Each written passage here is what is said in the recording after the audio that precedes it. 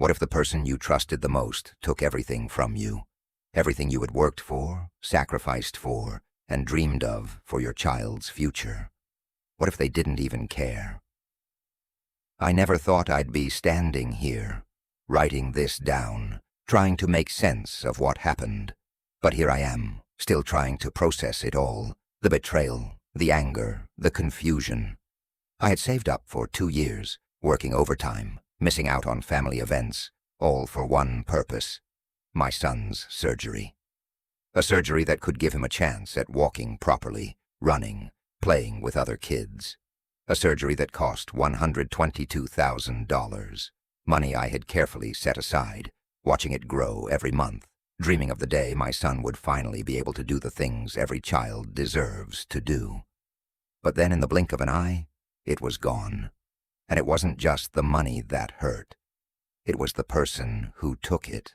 Someone I trusted, someone who was supposed to be family, someone who smiled, played with my son, and showed up with little gifts, pretending to be the supportive cousin. I thought she was there for us, cheering us on, even asking about the surgery date like she cared. But when I logged into my bank account one fateful afternoon, the balance was gone. Just like that. Kelly, my cousin, she took it, and she didn't even try to hide it. I saw it all unfold on Instagram, her living her best life in Paris, champagne in hand, designer luggage in the background. The same day, my money disappeared. And that's when it hit me, like a punch to the gut. The same person I'd trusted to take care of my family was the one who had stolen from us. But I wouldn't let her get away with it. Not this time. I have no idea what's going to happen next. But I know one thing for sure. I'm not letting this go. My son deserves better. And I'm going to make sure he gets it, even if it means going to the ends of the earth to get that money back. I remember the first time I heard my son, COA, say he wanted to run like the other kids. He was only 5, but his little face lit up with the hope that one day he could run without limping, without the constant reminder of his condition. Born with a leg defect, his walk was never like the other kids. The doctors told me it wasn't life-threatening, but the toll it took on him, the teasing, the feeling of being different, it broke my heart. I used to tell him, "One day, COA, you'll run so fast that nothing can catch you." That was my dream for him. The only thing I wanted was for him to run, to be free, to feel like he belonged. But to make that dream come true, I needed money. A lot of it. It wasn't just the surgery. It was the hope for his future, the chance for him to walk without pain, to be like every other child. The doctors assured me that after the surgery, he'd be able to do what he loved. He could play soccer, go hiking, and join in on the fun at school. But this wasn't an easy dream to chase. I worked at a factory, and every penny I earned went towards saving for that surgery. Weekends, holidays, nothing mattered except the fund I had set up for COA. $122,000. It seemed like a mountain to climb, but every extra shift, every penny I could spare went into that account. I kept it separate, watched it grow slowly. Sometimes COA and I would check the balance together. He'd smile, imagining all the things he would do once his leg was fixed. He even made a little paper calendar, crossing out each day as we got closer to the surgery date. My sister Violet had always been there for me, supportive, kind. And Kelly? Well, Kelly was a different story. She moved in with Violet 3 months ago after losing her job, and she became a fixture in our lives. She'd come over all the time, play with COA, bring him little gifts, and even help me with the housework. At first, I thought she was just being supportive, but now I can't help but feel I was too blind to see the warning signs. Kelly was always asking about COA's surgery, when the date was, how much it would cost, what payment plans we had in place. She even asked which account I was keeping the surgery money in. I thought nothing of it. She's family, after all. Family asks questions, right? But looking back, It was like she was gathering information, preparing for the moment when she would take what wasn't hers. And I too caught up in the day-to-day grind, never noticed the subtle signs, never realized how close she was to our lives, how much access she had to my personal information. It wasn't until that fateful day when I logged into my bank account that I knew something was wrong. The money was gone. I called the bank in a panic. They confirmed the transfers, small amounts over the past week, each one a little more than I could stomach. I tried to get in touch with Kelly. No answer, no text, no call. And then came the Instagram stories. First she was at the airport, then on a flight, glass of champagne in hand. As the posts kept rolling in, from the Eiffel Tower to fancy restaurants and designer shops, I felt sick. It was like a slap in the face. She wasn't even trying to hide it. My mind raced. How could she do this to us? How could she betray me like that? I knew she had been spending time with COA, playing with him, giving him little trinkets, acting like a caring cousin. How could she take something so precious from him, from us? And then the worst part came. I had to explain it to COA. My 7-year-old boy had been so excited, counting down the days to his surgery. He had no idea that the money I had worked so hard to save for him was now gone, spent on someone else's luxury vacation. When I had to take down his little calendar, the one he'd made himself, he noticed. He asked me with those big, innocent eyes, "Is it because Cousin Kelly needed the money more than me?" How do you explain to a child that someone they trusted took away their future, their dream? How do you make sense of that? I didn't know, but I knew one thing. I wasn't going to let Kelly get away with this. Not after everything she took from COA, from me, from our family. The anger was building inside me, a storm that wouldn't be calmed until I did something about it. I didn't know how, but I knew I had to make it right. I had to fight for my son's future, no matter what it took. The moment I saw the empty balance in my account, it felt like the ground had been pulled from under me. I stared at the screen for what felt like hours, unable to process what I was seeing. But the numbers didn't lie. $122,000 gone, vanished. I didn't know what to do first. Panic gripped me, my heart pounding in my chest, my hands shaking. My mind raced back to every moment, every conversation, every gesture from Kelly that seemed innocent at the time. But now I realized they were all signs I'd missed. I quickly called the bank, my voice trembling as I explained what had happened. The woman on the other end confirmed what I feared. There were several transfers made to an account. Small amounts, yes, but they added up. Each one had been made over the last week. I could hardly breathe. Each transfer felt like a knife twisting deeper into my gut. I asked the bank representative if they could reverse the transactions, but they told me it was complicated. Because Kelly had access to my Wi-Fi, the transfers looked like they had come from my own IP address. It felt like a trap had been set, and I walked right into it. I tried calling Kelly once, twice, then over and over again. No response. I sent texts, hoping for some explanation, some apology. But the only thing I got back were her stories on Instagram, each one a slap in the face. First, she posted a picture at the airport, holding a glass of champagne. Then another, her smiling face at the Eiffel Tower with the caption, "Living my best life." I was sick to my stomach. Each post seemed to mock me, to rub salt into an open wound. I couldn't just sit there, helpless. I had to confront her, had to get answers.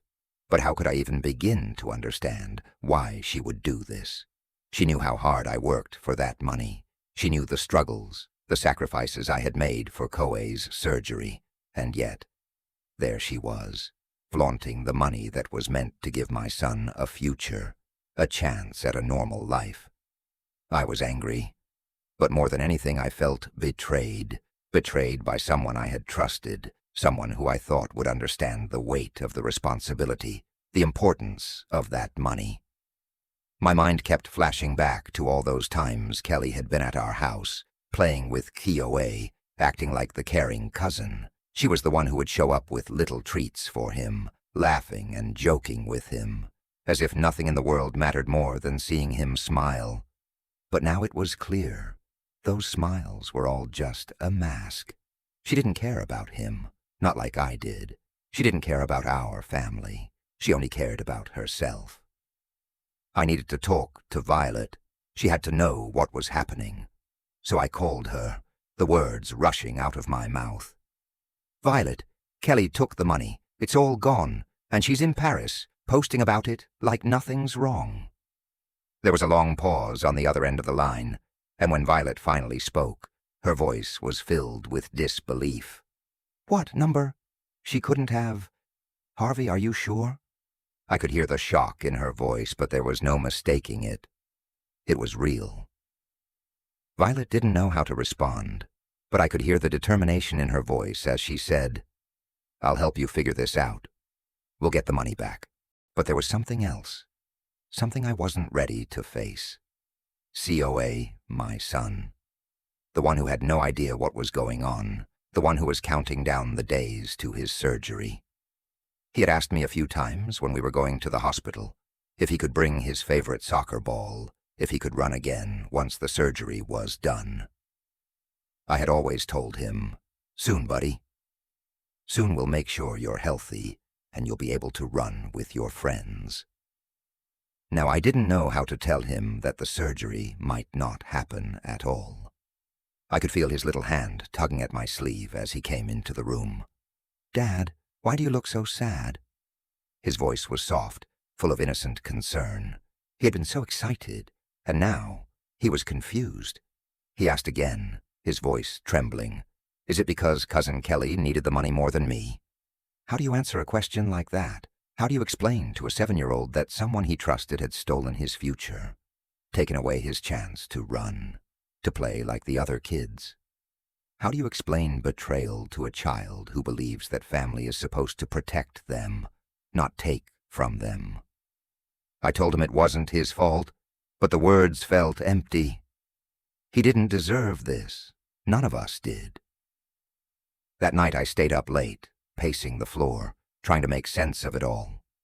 The more I thought about it, the angrier I became. I couldn't just let this go. This wasn't just about money. It was about my son's life, about the future I had promised him, and no one, not even family, was going to take that away from him. I grabbed my phone, opened my bank's app again, and stared at the empty account. It wasn't just a number. It was my son's chance at a better life. And I wasn't going to let Kelly or anyone else destroy that. I had to fight for him. I had to fight for what he deserved. The next few days felt like a blur. I was running on adrenaline, trying to figure out how to handle everything. The money was gone, Co's surgery was in jeopardy, and all I could do was stare at Kelly's Instagram posts like they were taunting me. Her vacation had become a public spectacle. It wasn't just the photos. It was her attitude, the way she acted as though everything was normal. She had no remorse. It made me question everything I thought I knew about her, about family. The pain of seeing her post those pictures, showing off her trip as if it were just another day, ate away at me. I had to do something. I couldn't sit by and let her get away with it, especially when she had taken something so precious from my son. It wasn't just money. It was the future I had promised him. The dream I had nurtured for him for years, watching him struggle every day, hoping that one day he could walk like the other kids. I reached out to Violet again. This time, she was just as furious as I was. "I can't believe she would do this," she said. "We need to figure out how to make her face this. She can't just get away with it. Family or not, there are consequences for what she did." I agreed. There had to be consequences. But I still wasn't sure where to start. My first step was calling the police. I documented everything, the transfers, the timestamps, the Instagram posts, and the messages Kelly had sent me. I couldn't believe this was where we were. I had to involve the authorities, but a small part of me felt guilty. She was family, after all. But guilt wasn't going to fix anything. It wasn't going to bring back COA's surgery fund. The police were straightforward, but they told me it wasn't as simple as I had hoped.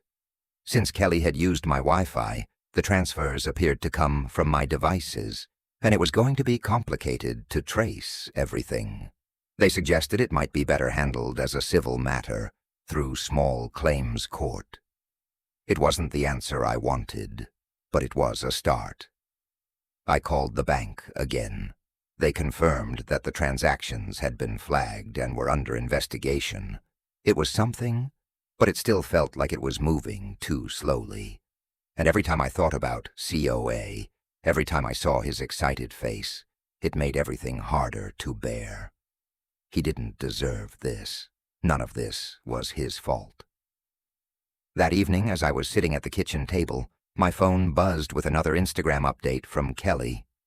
This time, it wasn't just a picture. It was a video of her showing off new luxury handbags, laughing, and talking about her Paris wardrobe upgrade. She even tagged the stores she had bought them from. My stomach churned. The money she had stolen from us, $122,000, was enough to pay for Kioe's surgery and recovery. She casually mentioned that she had spent more than that on her image for her new job prospects. I couldn't take it anymore. I grabbed my phone and called Violet. "This has gone too far," I said, my voice shaking with anger. "She's flaunting it, Violet. She's posting this like it's some kind of joke, like none of it matters." Violet didn't hesitate. "We need to do something about this. I'm not letting her walk away unscathed." She was as determined as I was. It wasn't just about the money. It was about the principle.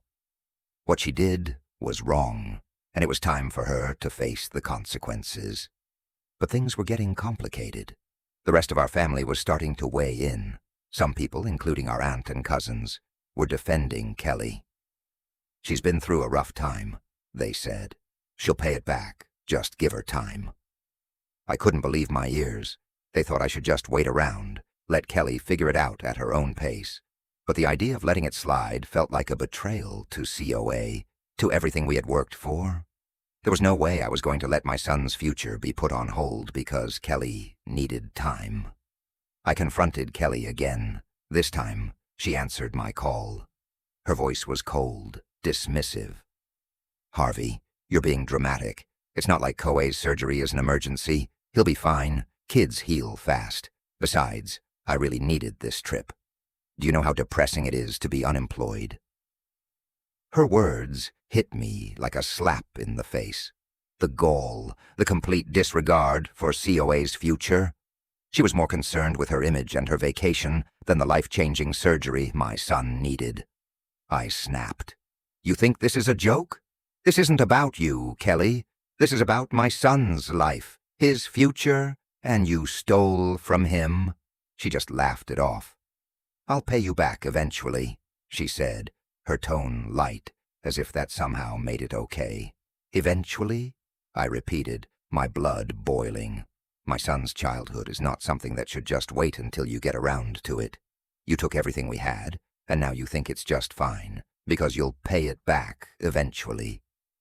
I didn't know how much longer I could stay calm. This was no longer just about money. This was about family, betrayal, and the future I had promised my son. She was making a mockery of everything we had worked for. I couldn't back down now I knew I had to take action. I couldn't let Kelly manipulate me, couldn't let her walk away unscathed. The police investigation was ongoing, but I couldn't just wait for the system to catch up with her. I had to do something more.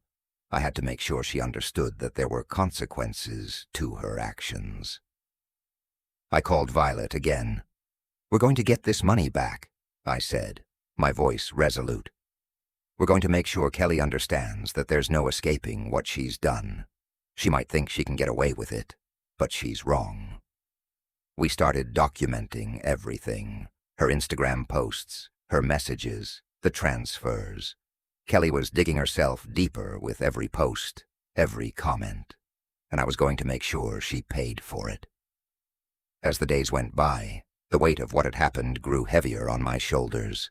I couldn't stop thinking about the money Kelly had stolen, or about what it meant for Ikioe. But more than that, it made me reflect on what family really meant. What do you do when someone you trust betrays you in the most painful way? Can you ever truly forgive someone who has taken so much from you?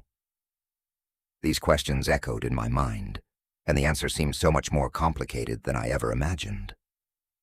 I remember a conversation I had with Violet not long after everything had happened. We were sitting at the kitchen table, Koei was in the other room playing, and for the first time, it felt like everything had stopped, like the world was holding its breath. "I just don't understand," Violet said, shaking her head in disbelief. "How could Kelly do this to you, to COA, after everything you've done for her?" I didn't have an answer. What could I say? She was family. She was supposed to be someone I could rely on, and yet she had taken everything we had, without a second thought. "I don't know," I said quietly. "But what I do know is that it changes everything.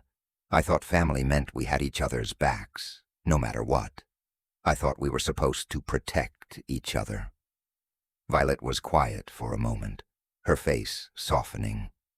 "Maybe family isn't just about blood. Maybe it's about who you can count on when things get tough. And right now, Harvey, the only people you can count on are the ones who truly care." Her words hit me harder than I expected. Family wasn't just about who shared your last name. It wasn't about the holidays spent together or the shared memories. It was about loyalty. It was about trust. And trust. Trust was something that, once broken, could never be fully repaired.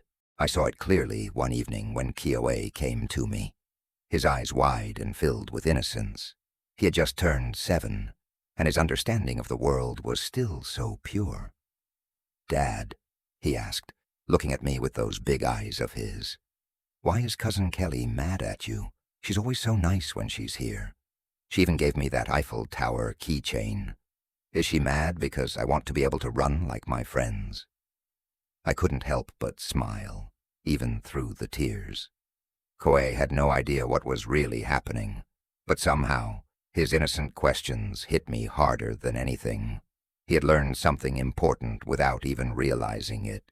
He knew that family was supposed to protect him, and he also understood, at some level, that when someone you trust takes something precious from you, it hurts. But what struck me most was that COA didn't hold any bitterness. He just wanted to understand, to make sense of the world around him. And in that moment, I realized that I had a choice. I could either let this situation destroy us, or I could use it to teach Kioe something invaluable. I could show him what it meant to stand up for what was right, even when it hurt. I could teach him that family isn't just about who's there for the good times. It's about who stands by you when things fall apart. I had been so caught up in the anger, in the need for revenge, that I had almost lost sight of what really mattered. What mattered most was making sure Koei got the surgery he needed, that he had a chance to live a normal life. What mattered was that I was there for him, that I could protect him, even when everything around us felt uncertain. There was something else, too. The more I thought about it, the more I realized that the real lesson here wasn't about revenge. It was about forgiveness, not because Kelly deserved it, but because I had to let go of the anger that had consumed me. Forgiveness wasn't for her, it was for me. It was about healing, about moving forward, and about teaching Kioe that no matter what happens, we have the power to choose how we react to the hurt and betrayal we face. But I wasn't ready to forgive her yet, not until she faced the consequences of her actions, and that was what I was going to do. I was going to get COA his surgery, no matter what. I was going to fight for him, for his future, for the promise I made to him. And in the end, that was what mattered. I walked over to Koa's little calendar, the one he had made to count down the days until his surgery. I picked it up, looked at it for a moment, and then I set it down on the table next to me. His little hand had been so proud to mark off the days, and I knew that I would do whatever it took to make that dream a reality for him. Family wasn't just about who you were born to. It was about who you chose to stand by, who you chose to trust, and who you chose to fight for. And right now, the only person I needed to focus on was COA, my son. The day of Koei's surgery finally arrived. I could hardly believe it. After everything that had happened, the betrayals, the confusion, the pain, we were here. He was about to take that first step toward something better, something normal, something I had promised him.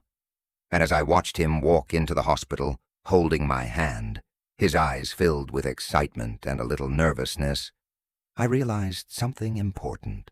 No matter how hard life got, I had never given up on him, and he had never given up on me. It wasn't just about the surgery. It was about what we had been through together, what we'd learned, the love, the trust, and the strength we found in each other. Ko's dream of running again wasn't just his dream. It was ours.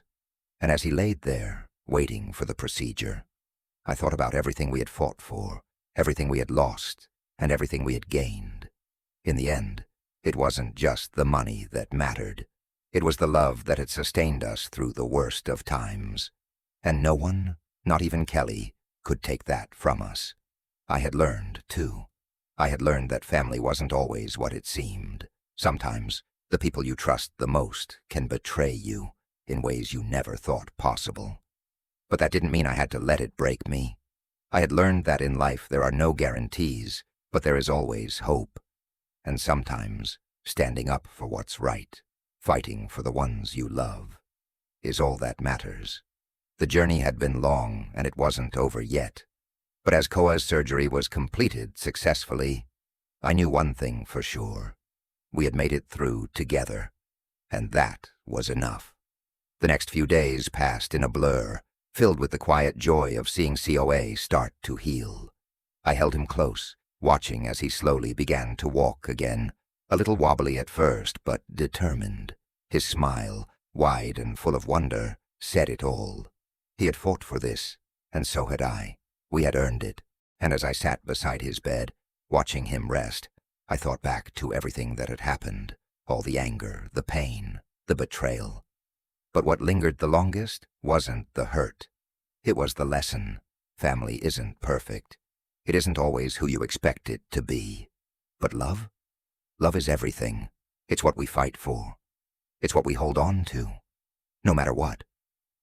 As I stood up to leave the room, I looked at Koei one last time, his small form curled up peacefully, and I whispered softly, "You'll run so fast, kid, faster than anything or anyone that tries to stop you. You've earned it." And as I stepped out, the weight on my chest seemed to lift just a little. Because in the end, we were going to be okay. We were stronger than we ever thought possible. Final question. What would you do if the people you loved betrayed you? How far would you go to protect the ones you cherish?